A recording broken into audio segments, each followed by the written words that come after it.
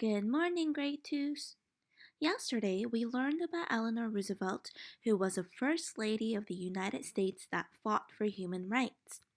Again, human rights means the important rights that everyone should have, such as food, a place to live, and the right to an education and a job. While Eleanor Roosevelt was fighting for these rights for African Americans, there was a woman who worked very closely with Eleanor Roosevelt. Her name is Mary McLeod Bethune, and she was a very dedicated teacher.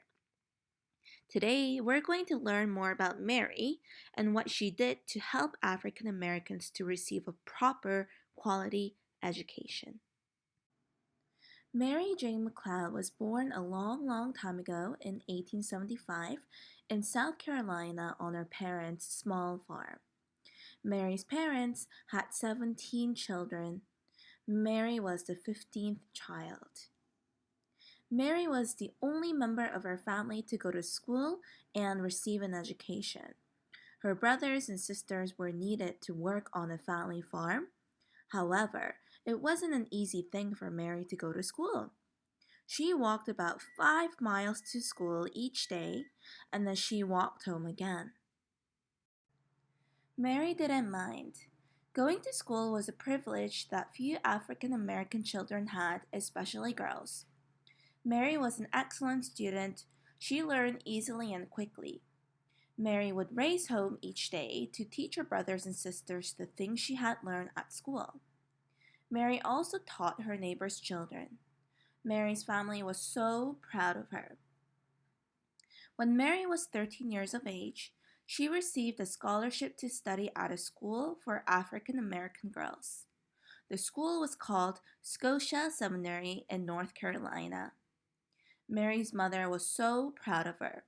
She made her a special dress so that Mary would look nice when she went to her new school. Mary was sad to leave her family. They were sad to see her go, but everyone knew that Mary was going to do wonderful things with her life. After attending Scotia Seminary, Mary received another scholarship, this time to a school in Chicago. After graduating, Mary returned to South Carolina to become a teacher at the school she had once attended. Mary was determined to educate young African American children, and no one was going to stop her. After several years being a teacher, Mary decided to start a school of her own. She especially wanted to teach African American girls, as many still did not receive an education. Mary had heard about a town in Florida called Daytona Beach. A new railroad was being built there, and many of the workers were African American men. The workers' families lived in camps. Their children did not go to school, and the men earned just about enough money to feed their families. Mary saw this as a great opportunity and came up with a plan. With just $1.50 in her pocket, Mary moved to Daytona Beach, Florida, and opened her own school for African American girls. A kind woman offered Mary a place to live. A friend helped her find an empty house that later became the new school. Old broken furniture was fixed. Boxes and packing crates from local stores became desks and chairs. And in the autumn of 1904, Mary opened her own school. In the beginning, there were just 6 students, including Mary's own son. Gradually, more and more students came. Each girl paid 50 cents a week for tuition. Mary taught them cooking and sewing, as well as reading, writing, and math. There was never enough money, so Mary baked pies and cookies to sell. Not everyone liked what Mary was doing. One night, while Mary was at school, all the street lights went out. When Mary looked out onto the street, she saw a group of people gathered together. They intended to scare Mary in the hope that she would close her school and leave town. Mary would not be bullied. As the group of people stood in the pool of light, Mary and the frightened girls watched and sang songs. Before long, the people scattered. 3 years later, Mary moved her school to a new location, a 32-acre farm with 14 buildings. The 1,400 students at the school grew their own food. Mary was very proud of what she had achieved. Later, Mary's school joined with the School for African American Boys and eventually became the Bethune Cookman University.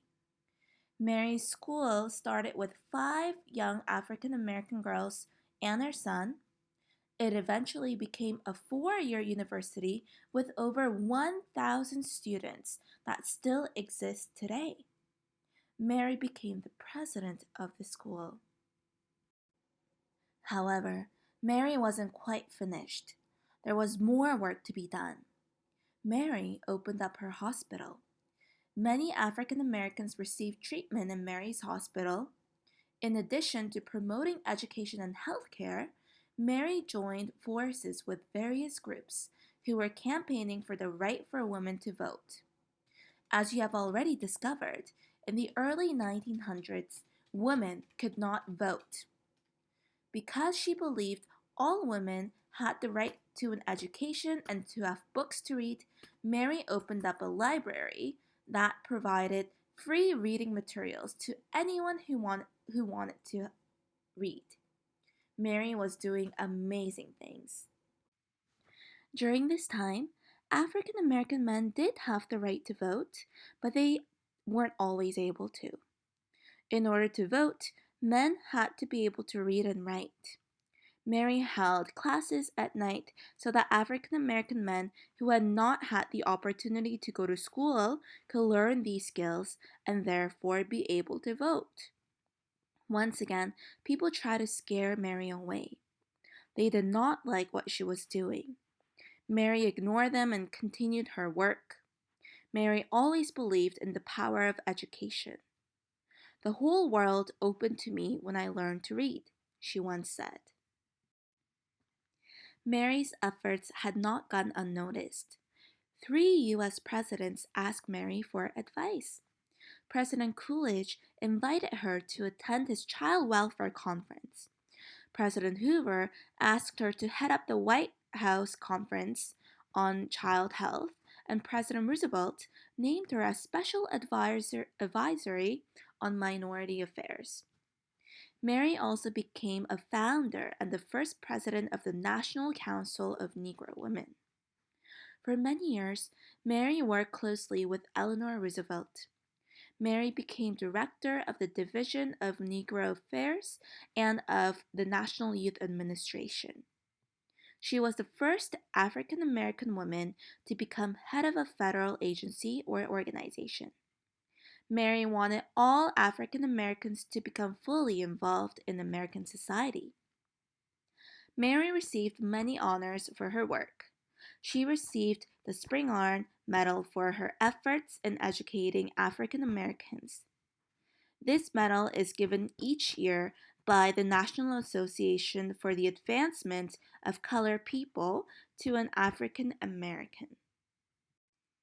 As you have already heard, Mary was part of a group of advisors known as the Black Cabinet. Mary herself asked President Roosevelt to choose more talented African Americans for important jobs. Today, we have an African American president. Without people like Mary, it's possible that this might never have happened. Mary McLeod Bethune died on May 18, 1955.